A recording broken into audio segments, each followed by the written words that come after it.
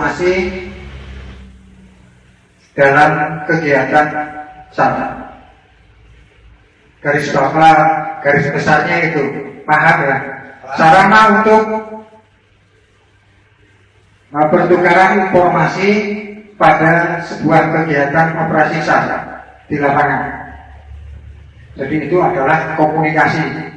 Pertanyaan saya, apakah penting komunikasi? Tadi sudah dipaparkan.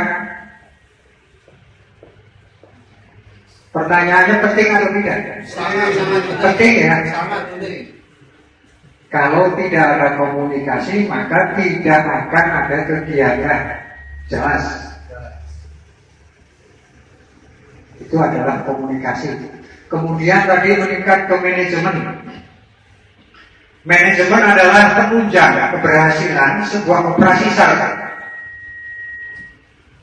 Manajemennya orang dagang, kalau tidak dibekali dengan manajemen, modalnya hilang. Banknya tetap nagih mendino.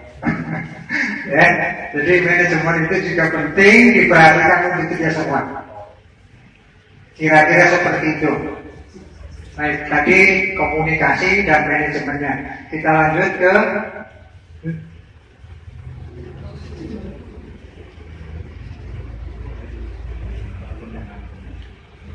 masih dalam tema bidang komunikasi, informasi, dan data. Ya, komunikasinya ada, informasinya ada, datanya ada. Tadi tertuang dalam struktur pos komando lapangan. Ada di situ bidang komunikasi, informasi, dan data. Yang perlu diperhatikan pada saat menggelar operasi di lapangan, tadi sudah dipaparkan, pos komando lapangan sudah dibentuk, kemudian langkah bidang komunikasi, informasi, dan data itu juga perlu menyiapkan fasilitasnya. Antara lain adalah yang seperti ini. Jenis alat komunikasi yang dipilih tergantung pada kondisi medan yang dihadapi. Ya. Contoh tadi sudah dipaparkan pada struktur bidang SAR. Repeater aja tidak bisa menjangkau. Kemudian pertanyaannya, kalau terjangkau, apakah perlu repeater? Kan tidak. Ya. Ini yang dimaksud kondisi medan yang dihadapi.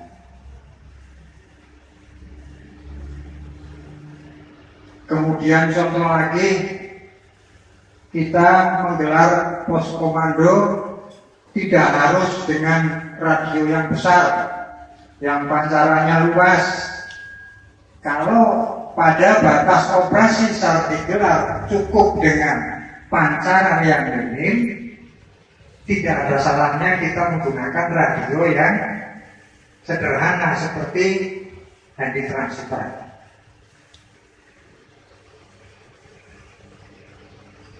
Itu yang dimaksud dengan melihat kondisi medan yang dihadapi. Ini kaitannya dengan yang B, jangkauan transmisi yang dikehendaki. Jadi jangkauan transmisi yang dikehendaki di sini kalau kita paparkan itu dari berbagai macam jenis alat komunikasi, radio komunikasi. Itu kan ada yang seperti ini adalah HP. Misalkan dari operator radio seru, ketersediaan alatnya terbatas dalam arti alokasi frekuensinya tidak lebar, hanya bisa bekerja di 14 sekian, nggak bisa lebar ke bawah ke 13, ke 15, 16, 17. Ya, ini yang berkaitan dengan ketersediaan alat komunikasi. Kemudian tadi kaitannya dengan ketersediaan alat komunikasi yang lain. Jadi alat komunikasi di sini yang disebut bukan hanya sekedar radio komunikasi. Ini tentunya yang perlu diperhatikan adalah ketersediaan alat komunikasi tentunya di pos induk. Perencanaan program kerja bidang komunikasi. Satu, struktur organisasi bidang komunikasi. Lihat struktur pos sekolah TDP, organisasi tugas operasi saat tadi sudah ditayangkan ya strukturnya. Muncul ya, ini disebut telek. Kemudian kualitas pancarannya tergantung produk dan power radionya. Produk adalah kalau kualitasnya backup biasanya bagus. Tapi komunikasi jarak jauh. Jadi repeater adalah sebuah sarana komunikasi jarak jauh. Apabila artinya gini, sarana komunikasi jarak jauh apabila kita komunikasi dengan cara direct. Direct itu satu frekuensi yang frekuensinya sama. Ya. Misalkan kita bekerja di 145.720, kemudian yang satunya 145.720, itu namanya direct. Kita berkomunikasi tidak terjangkau atau tidak bisa merisi kalau tidak bisa mendengar, maka repeater ini akan satu frekuensi. Kalau duplex itu dua frekuensi. Jadi dua frekuensi artinya pada saat monitor dan pada saat tekan PTT atau ekstramik, ini angkanya berubah. Ya, ini disebut duplex.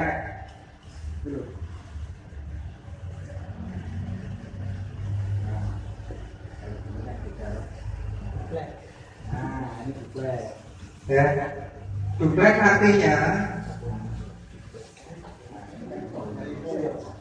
ini ya, kalau dibaca kan pada sulapan apa? Mana oke, ini coba baca. Ya, frekuensi duplex adalah dua frekuensi. Nah itu karena repeater tadi sudah saya sebutkan ada dua buah radio, TX dan RX. Jadi TX itu frekuensinya berbeda, RX-nya berbeda. Itu disebut dengan metode frekuensi duplex. Kemudian yang perlu diperhatikan lagi untuk teman-teman yang menggunakan repeater, ini sangat penting sekali, harus memperhatikan jeda antara transmisi sama receive. Temukan ibu-ibu hamil melahirkan, kemudian kita lepas, ya. Di saat kita lepas, ini saya mohon untuk dengan bahasa ganti. Ini hubungannya dengan jeda. Jadi biar yang mendengarkan, antara yang ngirim dan mendengarkan itu paham, oh sudah ganti. Namanya very high frequency atau VHF yang bekerja pada frekuensi 1, biasanya di HT. Silakan dilihat dan dilihat, bisa dibagi apa-apa. Oh, di sini milih di sana mungkin cuma ada.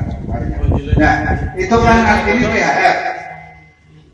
VHF yang bekerja di 1466620. Nah, itu yang di situ ya, tampilannya di situ. VHF. Sudah karena itu VHF. Atau disebut 2 meter band. Kemudian ada lagi yang high frekuensi atau HF. Tadi gambarnya yang antenanya panjang itu loh. kebetulan saya tidak membawa sampelnya. Tuh, kemudian ada UHF, yang bekerja di frekuensi 430 biasanya, 430.00 berapa. Kemudian untuk jarak jangkauannya itu berbeda-beda. Kalau yang 2 meter band atau PHF itu kan pancarannya langsung.